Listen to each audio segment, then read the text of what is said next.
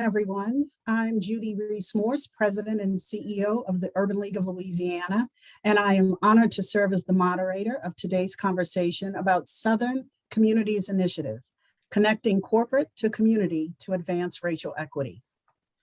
After the killing of George Floyd in 2020, corporate America made pledges of more than $65 billion to combat racial equity.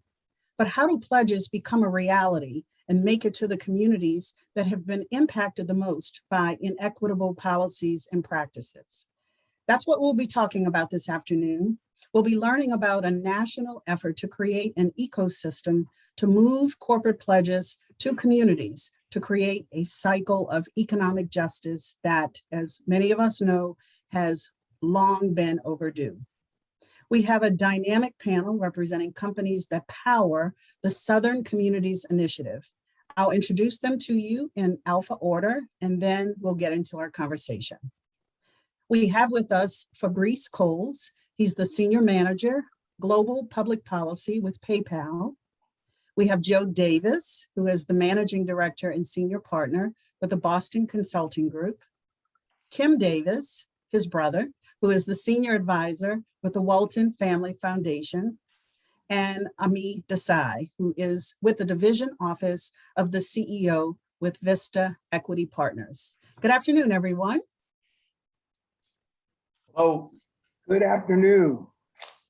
So glad to have all of you with us for this important conversation. I'm very, very excited about sharing the work of Southern Communities Initiative because the Urban League has the great honor to be a part of it. But let's get into our conversation. Ami, I'd like to start with you. Tell us about Southern Communities Initiative. What is it? How did it come to be? And what is the vision for this effort? Well, thank you, Judy, for organizing this event and for all the work that you and the team do. The Southern Communities Initiative is an effort to make it easier for corporations and philanthropists to deploy the commitments that they announced a couple years ago and generate measurable, tangible results in the lives of people in a measurable amount of time as well. It comes out of a few different things. Number one, my boss, Robert Smith, has a lifetime of working to eliminate racial inequities and has a deep focus on economic justice and builds on a lot of the work that he's done with HBCUs and a lot of the work that we got drawn into when the pandemic began and Treasury Department and others were learning, in their cases, often for the first time, about the systemic barriers for capital to reach Black communities, Black business people, Black households, and something that they asked Robert to help on. And so we too really dove into the nuts and bolts of what those barriers were, everything from broadband to the structure of CDFIs and the Black banks.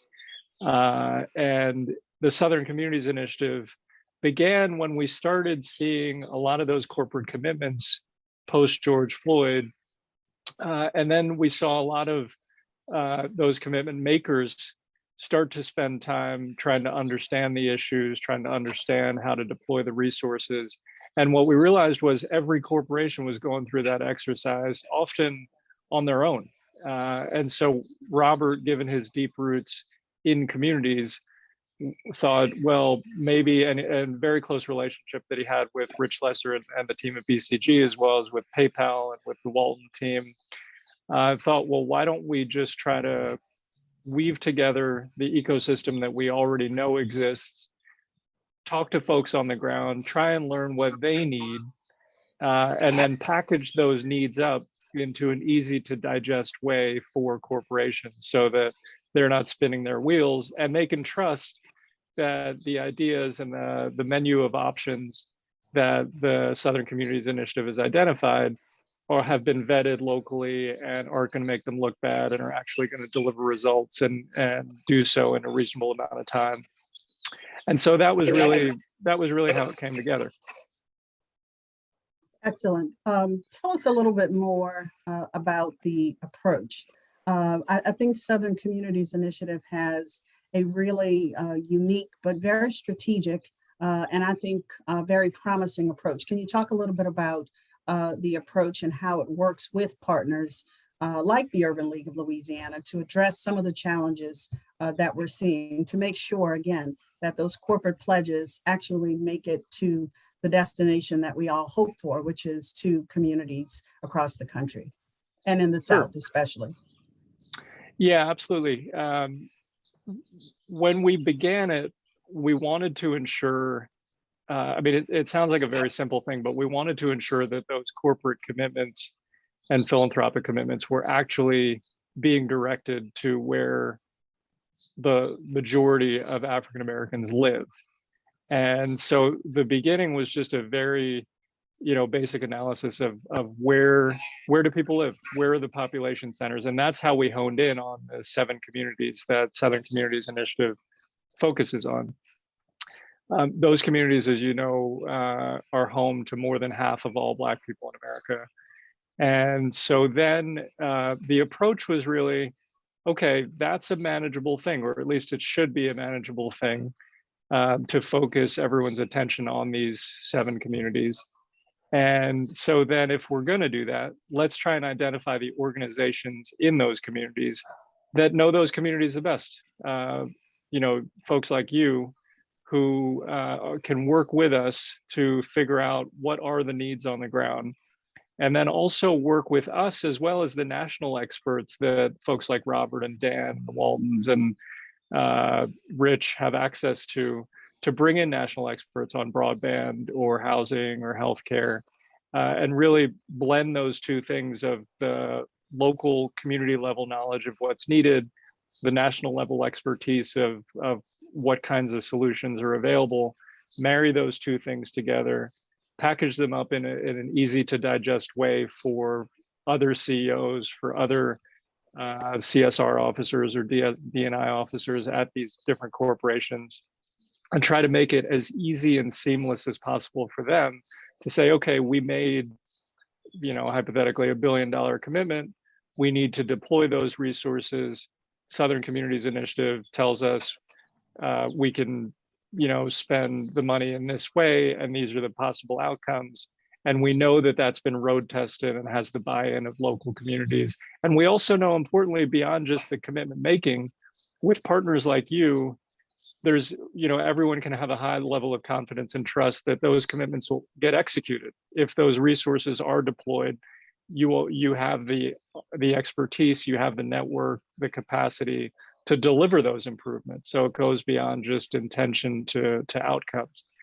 So I'd say that's one of the important parts of the approach. The other big piece is from the very beginning, the idea here is we want to work ourselves out of a job. At the end of the day, our goal is to eliminate these inequities, not to perpetuate the existence of the Southern Communities Initiative or any of these projects. We want these things to be deployed, to deliver results, and for this, the inequities to be gone. And we want to do all of that in a way that strengthens local organizations, so that again, we're not just building the Southern Communities Initiative to be, a 50-year organization that becomes, kind of a resource drain in and of itself. We want it to be extraordinarily lean and nimble, very closely aligned with local organizations, and really empowering local organizations like yours to build the capacity to deliver and sustain these improvements in the long run. So that's also been a big part of the approach. And then I'd say the third important piece is keeping score. That's something that's very important to Robert. He's an engineer and a business person. So data is very much in his DNA. And that was a big part of how we architected the Southern Communities Initiative as well, and something that the Walton Family Foundation and others have a great deal of expertise on is how do you measure and monitor results? How do you then adjust course as you're learning those results? And how do you ensure accountability in a way that's constructive and not punitive? So I think those are probably the key parts of the approach.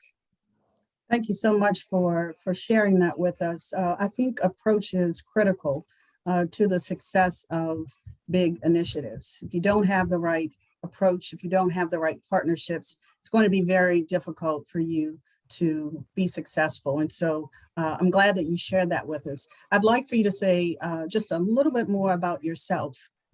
Tell us a little bit about your background and how did you come to work with Robert F. Smith? Oh, well, I won't take too long, but I have an eclectic background. I started with Robert as his chief of staff a couple of years ago. Before that, I worked for 13 years as President Clinton's foreign policy advisor. Before that, I worked for Senator Clinton as her deputy foreign policy advisor. And then previously, I have a background in mergers and acquisitions in the tech, media, and telecom space, and a whole, half a career in public health as well. So a little bit of an unplanned and circuitous path, but was very lucky to meet Robert about 2.5 years ago. And he invited me to join the team, and it was an opportunity I couldn't turn down. Working with the president was an honor and a privilege. But after 13 years, Robert gave me an opportunity to learn and support all of his tremendous work. He's got an enormous intellect, an even bigger heart, and a really tremendous team and ability, as evidenced on this call, to bring together a great set of partners to deliver outcomes. So it was an opportunity I couldn't turn down, and I've enjoyed it ever since. Absolutely. Well, it has been great to work with you so far, and really excited to see what the future will bring. I want to go to Joe Davis now. Joe, welcome. So glad that you are here. There are more than 90 organizations that make up the Southern Communities Initiative. That's a lot of companies and corporations. Tell us about Boston Consulting Group's commitment and the expertise that it brings to SCI in advancing racial equity. Thank you, Judy. And it's also great to be here. Thank you for inviting me. Thank you for organizing and giving us all this chance.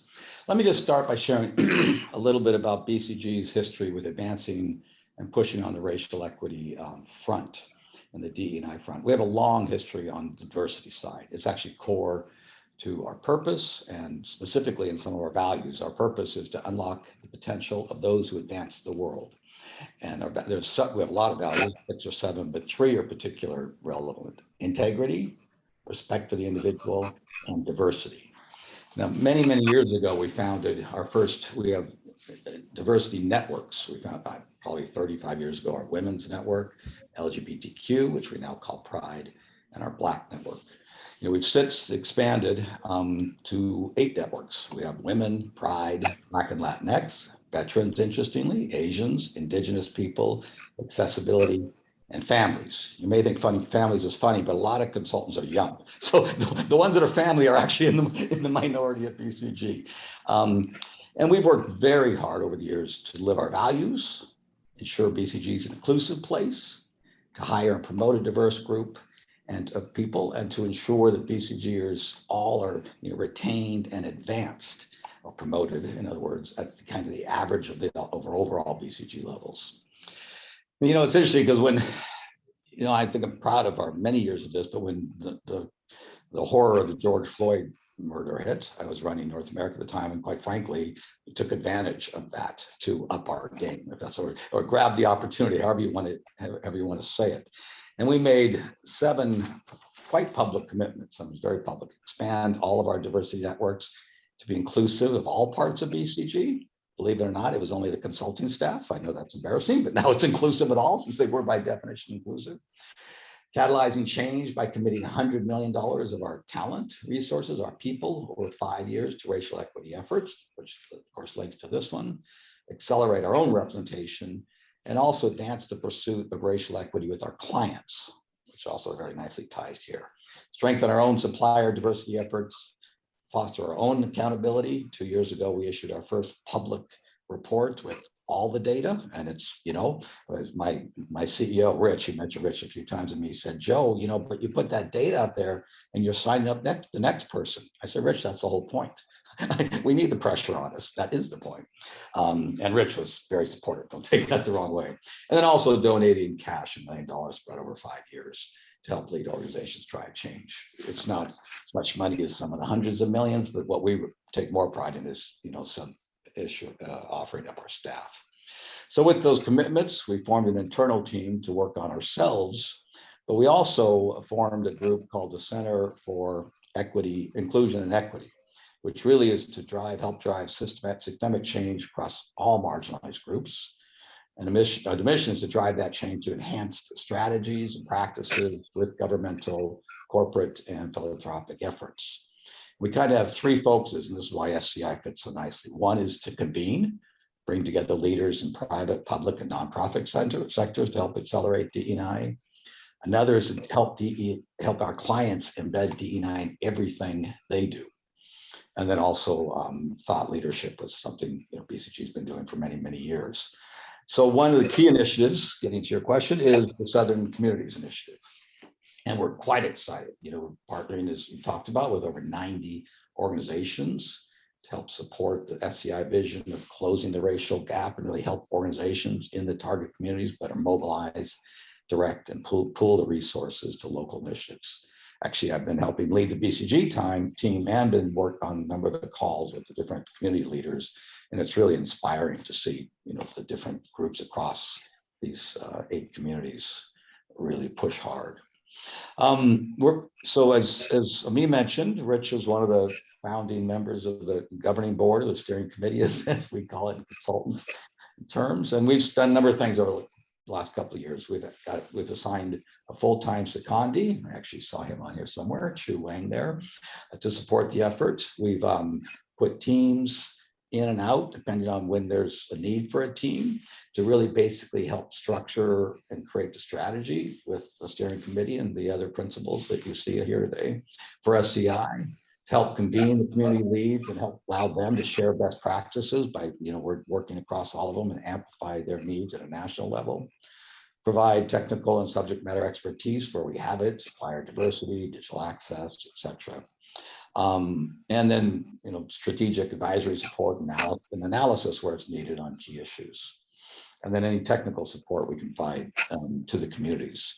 So we're pretty excited about the teams we've put in here, working with a set of people, that rather stellar steering committee, to try to help make a difference outside of just BCG's doors. I love everything that you've said, Joe, and I can speak from personal experience because I've had the great fortune to be able to work with your team at BCG. I absolutely want to recognize Chu Wang for his leadership. He's been terrific to work with. Olivia Anglade, I believe, is also she's right there on the call as well.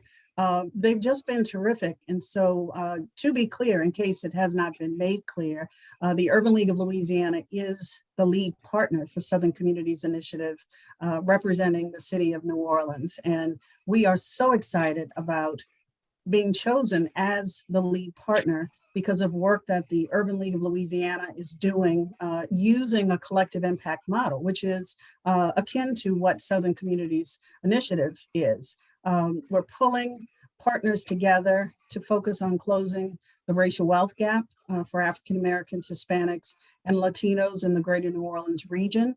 Our big vision is to also do that work across the state of Louisiana, and then even bigger vision for that work to spread through Urban League affiliates across the United States, because we understand how important this issue is. And so we started off with Ami, and Ami told us about the approach. The approach is really critical to really setting yourself up for success. And now, Joe, you're talking about the process that we're using, the process that's used to really help lead partners in the 6 cities that SCI consists of to really go deep and to really look at what the possibilities are in those 6 cities, because a large portion of African Americans in the South reside in those 6 cities. I want to ask you to talk a little bit about SCI's work with community lead organizations. What's the benefit to using the approach that we've talked about. You've got some of the smartest people in the country over at Boston Consulting Group. And what accomplishments would you say Southern Communities Initiative has achieved to date? Okay, thanks. It's interesting because I'm thinking about what you just said and what you said to me, and you can tell we all believe it because we got rather similar themes, which is a great thing. But I think one of my colleagues named Justin Dean, who's African-American Black, who runs our Washington office and quite deeply involved, he loves to use the word ecosystem. And what SCI really does, I think, enable an ecosystem of partners versus one organization, which then allows the community to surface the most relevant needs, build trust with the local partners, share best practices, and expand the reach across different priorities. And as Amin said, there's plenty of companies that want to do something, but they didn't know what to do by themselves. And the nice fat check is very important, but it's not enough. It's not enough. So what we're trying to do in the approach is concentrate and direct the resources to areas and communities where people are most adversely affected, amplify and raise the profile of the organizations and initiatives that will deliver the most impact, coordinate across the organizations, which thank you for commenting on Chu. He's been doing and enjoying it a lot. Help improve the local, the operational effectiveness if we can with the best practices that are shared. And then importantly, track, evaluate, and sustain. Our friends at Walmart have pushed us very hard on this, and I think all of us believe in it, but we really have to set up long-term structures to evaluate the impact and to track ultimately the racial equity goals. It's already been mentioned that these communities that where over half the Black population in the United States lives and works, and we hope this is unique and valuable from other corporate racial equity, convening entities, and that we strive to offer, and this is quite important, corporations and/or philanthropies, measurable, vetted, and easy to action ways to help fulfill. I think they've actually upped. There's about $100 million in commitments, the racial equity commitments that they've made. And we're finding that already, but it's quite common in a company. Okay, well, what's the goal going to be? What are we going to get out about it? And are you going to track it? And this is something that, we can offer as we convene across all the groups. So you asked about accomplishments. We're in early days, but we have partnered with the community leads to find 30 racial equity goals. There's 160 initiatives underneath those to help drive to those goals. We need a couple $1 billion investment to make all this happen. And the goals are actually quite ambitious. And it's interesting because when the communities had set one set of goals, the steering committee looked at it and said, well, those are great, but couldn't we aspire even higher? So we sat down with all the communities, and most of them did move up to some pretty ambitious goals. One might argue are scary, but if they're aspirational, you push yourself. No one's going to count if you don't quite make it. Now, a couple of specific things, and we supported Houston. The team to support Houston to assess 120 regional organizations, develop an equity inclusion dashboard there, and the baseline then helps them to measure how they're doing against, for example, one thing is increasing corporate MBE spend from 2% to 5 to 10. In Memphis is another example that mobilized SCR partners to fund and establish a new Grameen America branch to support 3,000 Black women entrepreneurs with $10 million in additional loans than what they had before. And as you know, in Birmingham, Charlotte, and Greater New Orleans, partnering with the education superhighway as an example to build bridge to broadband and assess household level broadband needs and solutions for about 140,000 connected households. And then through us all, helping develop playbooks and providing technical expertise to help the local organizations access over $10 billion in federal funding that's actually available to these regions. So there's a number of, progress, a lot of number of forward moves already, which is quite encouraging. Going forward, I think we hope to, get more national corporate and philanthropic partners involved and fill the investment gap, provide technical expertise, and hopefully conduct advocacy as appropriate. Stand up, as I mentioned, and Amin mentioned, the monitoring and evaluation capabilities to understand where we're making impact. And then ideally learn from all this and scale it to additional regions. Thank you, Joe. That is tremendous. Again, the Urban League of Louisiana is so proud and pleased to be a part of this. But I want to also say for everyone who is with us right now and the many people that will be watching at a later date, this initiative, while the Urban League of Louisiana is the lead partner, we're not the only partner. There will be many partners in the greater New Orleans area that we're going to be reaching out to. And in fact, we already have started reaching out to make connections and to create opportunities and possibilities. And so in that regard, we are playing the role of convener and facilitator in many ways. And then in other ways, we'll be working directly with some of those corporations who want to support our efforts as we work collectively with partners. So it's exciting for us, and it's going to be an exciting effort for, I think, many who will be involved in this effort over the years. I want to go to Fabrice now, who is with PayPal. Fabrice Coles, before you start, tell us a little bit about your background, and then talk to us about the commitment that PayPal has made. You were one of the first corporate commitments to this effort, which says a lot about your company. So tell us a little bit about what you've done so far and why it's so important to PayPal to be involved in this work to advance racial equity. Wonderful. Thank you so much, Judy, for the invite, for executing this lovely event. And yeah, I'm just so happy to be with you. It's a bit of a homecoming in certain respects. I'm a born and bred New Yorker, but right around 2011, I was adopted into a Louisiana family of sorts when I joined Congressman Cedric Richmond's office as his first legislative director. And I spent many years, working for him. And so for the 2nd District as well. So great to be back with you. Thank you so much for your leadership in what you're doing and executing on. And, it's a pleasure to be reconnected with this community. And, I'm certainly very happy to be representing PayPal in this SCI effort. It's really an outgrowth of PayPal's kind of pre-existing commitments to improving financial health of consumers and small businesses. Obviously, PayPal is a financial services company. We focus a lot in this conversation on the access to capital aspects that you've heard described here. For us, like I said, it's a bit of an outgrowth. Our products are able to reach a broad set of communities, including underserved individuals and small businesses. But as we all know, there's just a ton more that can be done. And the SCI partnership initiative is really an outgrowth of our kind of mission, vision, and values. And so, we know that to really deliver on the potential of fintech and payments to help improve financial health, expand economic opportunity, it's going to require unprecedented level of collaboration across different partners and across an ecosystem, as our colleague spoke about just a moment ago. So no organization is going to be able to do it alone. And so, this partnership is really perfect and is really a bit of an outgrowth, not only of our mission, vision, and values, our business model, our general focal points, but also, frankly, a more recent initiative that was stood up, again, in the wake of the George Floyd murder.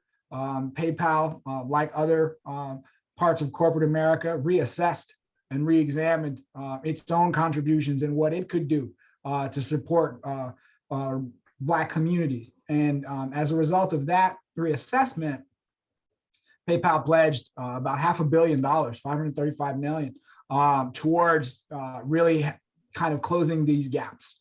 And so that took a bunch of different forms, everything from direct support in terms of grants to Black-owned small businesses, to investments in minority depository institutions and community development financial institutions, MDIs and CDFIs, which you heard about earlier, and hopefully we can get a chance to get into it in a little bit.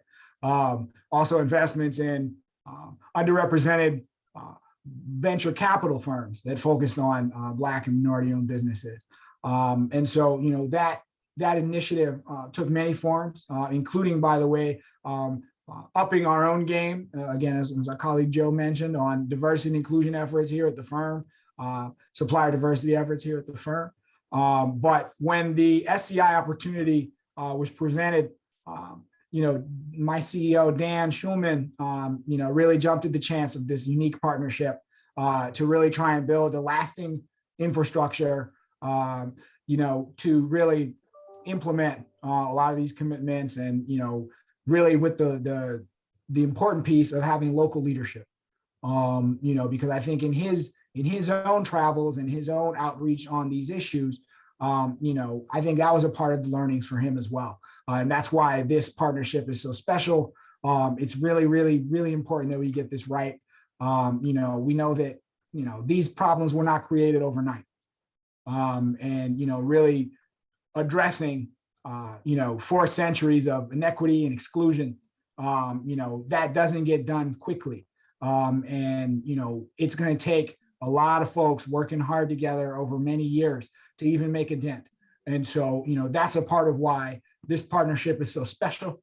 And that's why, being able to work with pros like you on executing this at a local level is really invaluable.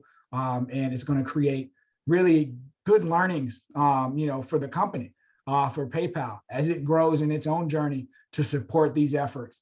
In addition to, frankly, just being able to make our own valuable contributions, especially on the financial services side. So we're very excited about what's been built already. We're super excited about what's coming. And, just again, very thankful to be a part of this conversation.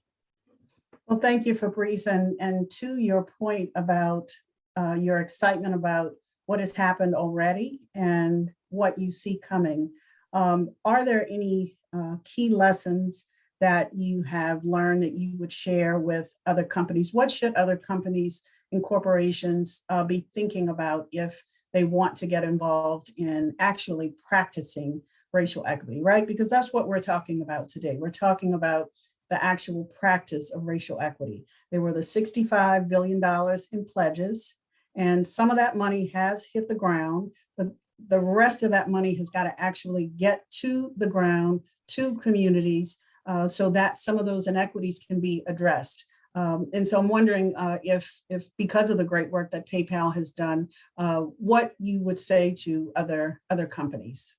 Absolutely. No, this is an extremely important question. And I'll just say this. I think that what PayPal has learned is, there's immense benefit to being intentional. And as I referenced in my previous remarks, these problems did not get built overnight. It was a lot of negligence, but also intentional actions that created the conditions that have even brought us together for this conversation today. And what industry needs to understand is that there is no inertia that can address these issues. It's intentional action, it's resource allocation, it's putting your shoulder into it and doing the work in partnership with people who know what they're doing. And that's really the bottom line. There's no magic formula. There's only hard work and investment. And that's something that's critical for industry to remember. I think as time proceeds, people have short memories. Let's put it that way, right? And it's important that we don't forget that, because these are deep and pervasive issues and challenges that our communities face. And industry needs to be a part of that solution. Full stop. The good news for industry is that there are market benefits to focusing on these issues as well. So not only is it a moral imperative, let's just take financial inclusion as just one element of the racial equity conversation.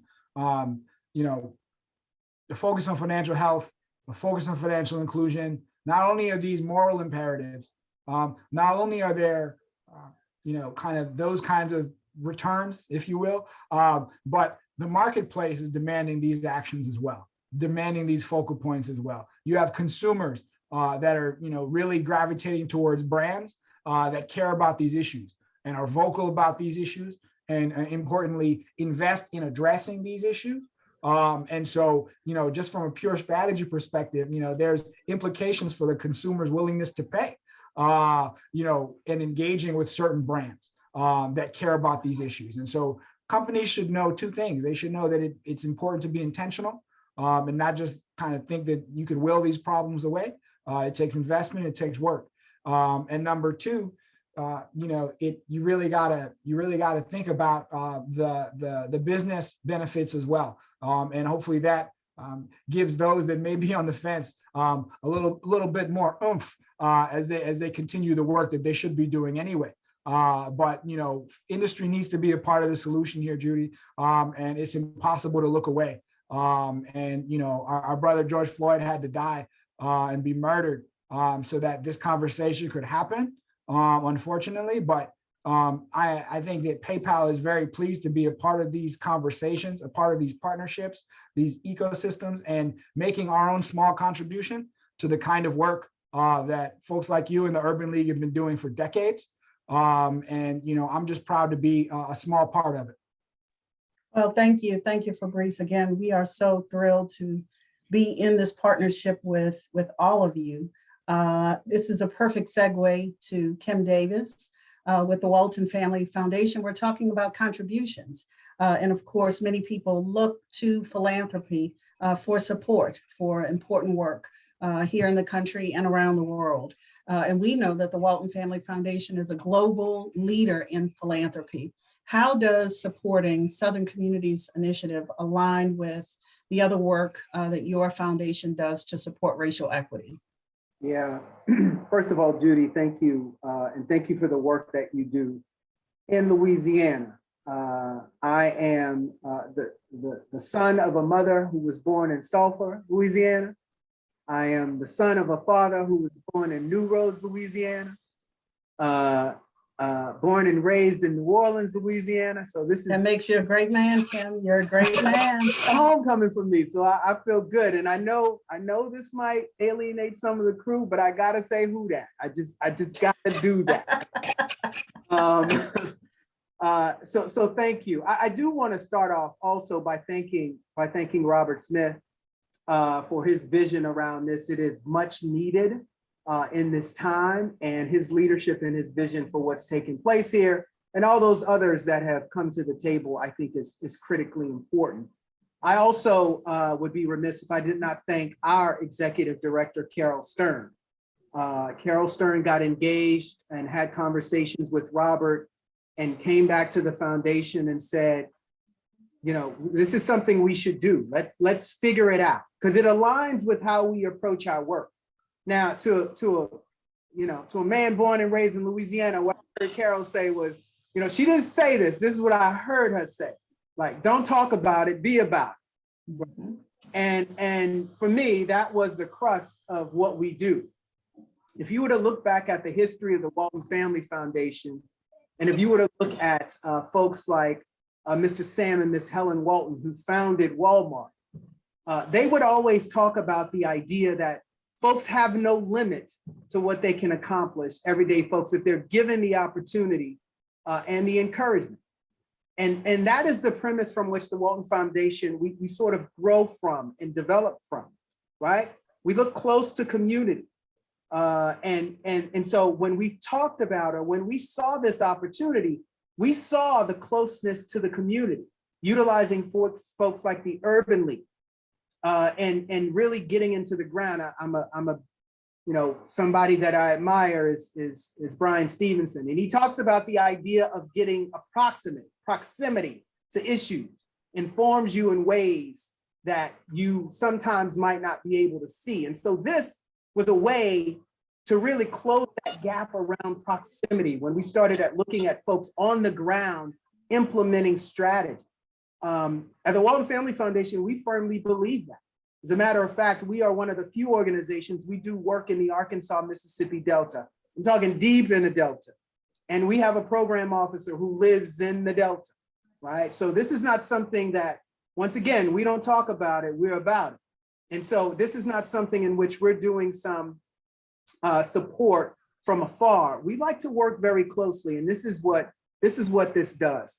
The other piece that we talk about is the foundation was founded on this idea of really taking on tough, challenging issues around the globe and understanding that it's going to be a long-term commitment to that effort, right? And so when we started looking at this, and we started looking at the idea of how can we influence around measuring and the commitment and the long-term commitment to something like this, it was very easy for us to align how we operate and how we think about it. As a matter of fact, if you were to go to the Walton Family Foundation's page and you look at our strategy, it starts off talking about community-driven, community-led. That's how we think about our work, right? That individuals that are closest to the problems are also closest to the solutions. And there is a model of understanding the wisdom in the room is far greater than a single individual. And so when we started looking at this, this perfectly aligned with how we thought about our work. We were already doing work in the space of Black entrepreneurs. We were already doing the work in space of Black educators and Black leaders for schools. We were also doing work as far as the environment and some of the challenging communities throughout the globe.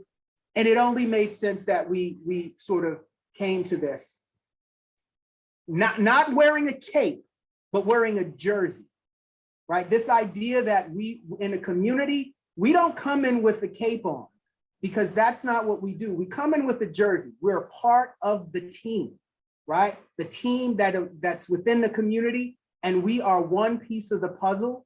And you know, we're interested in understanding how that happens.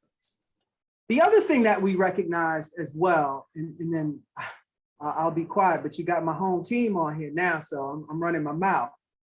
The other thing that we recognize is this idea that this is going to take some time.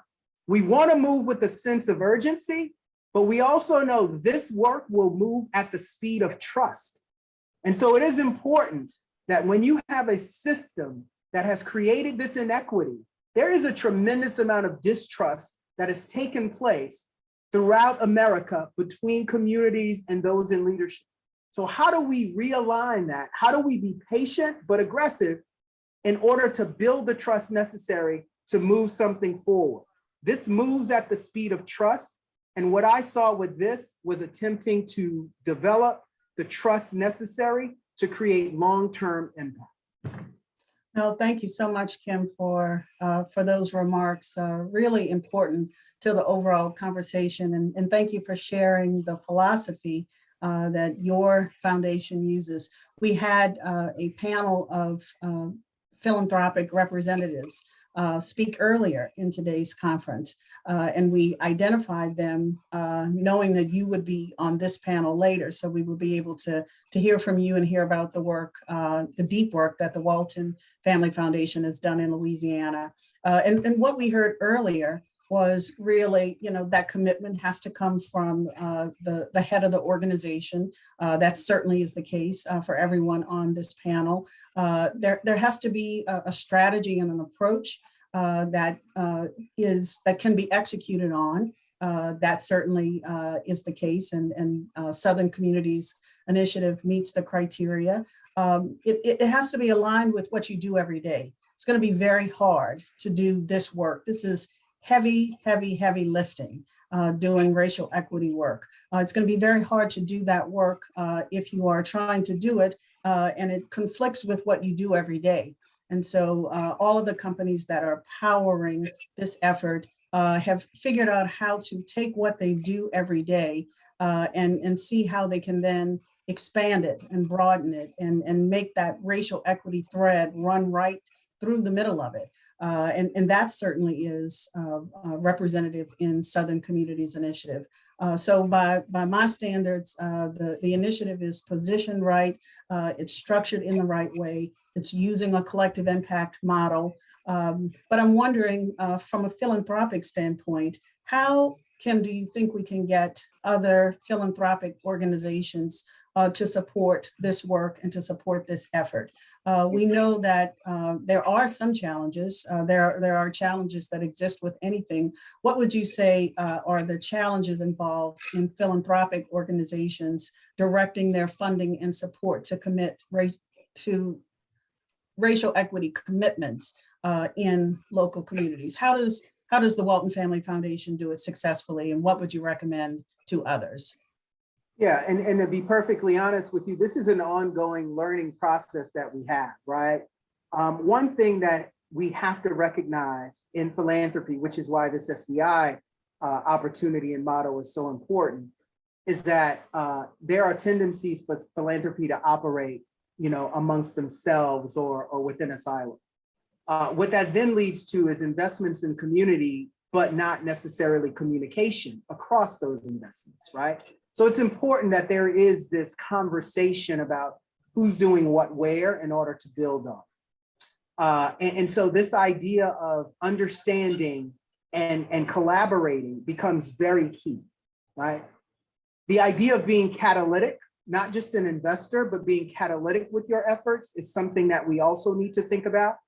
The Walton Family Foundation has been investing in parts of the Arkansas, Mississippi Delta, for example, for over, since the inception of the foundation. It's just something that has been ingrained in sort of what we do.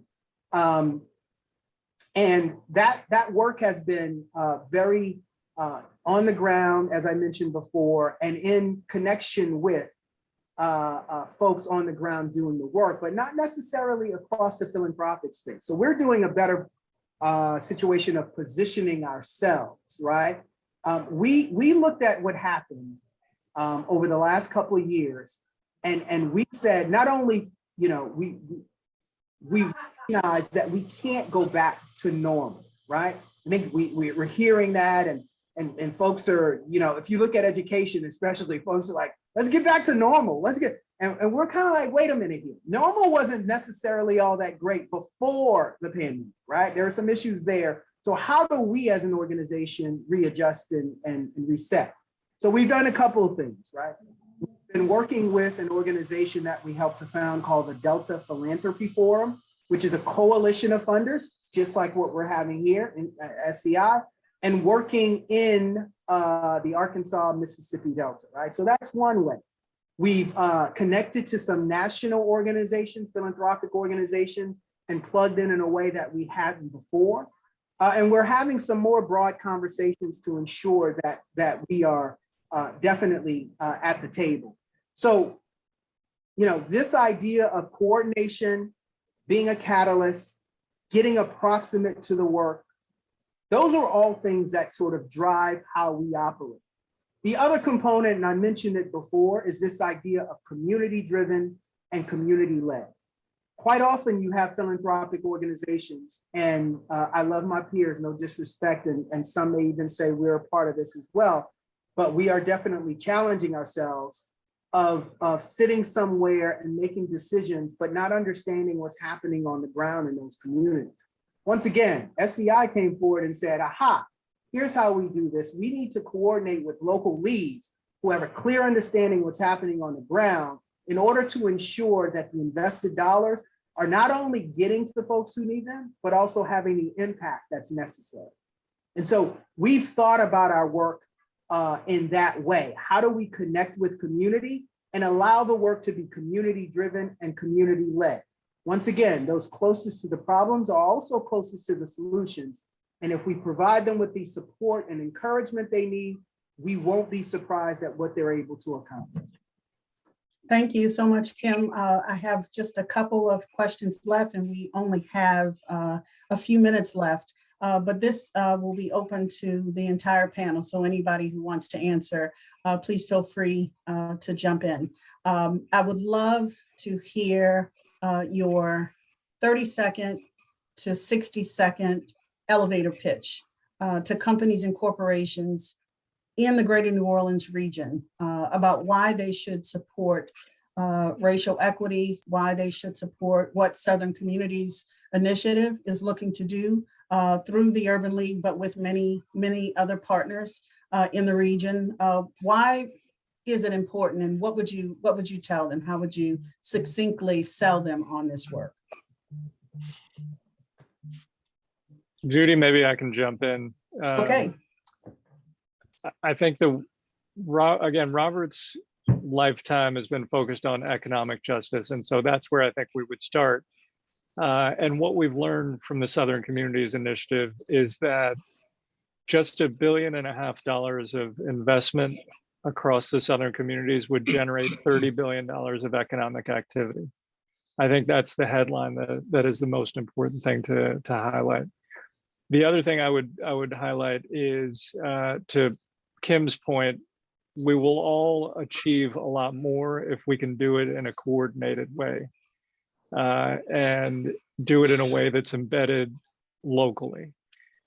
So with that in mind, there is a menu of options that's available on the SCI website. We're also happy to share it via email, but there are very specific things that people can do, everything from supporting small businesses, scaling up technical assistance to small businesses and to organizations that provide that kind of assistance to small businesses in New Orleans and regionally.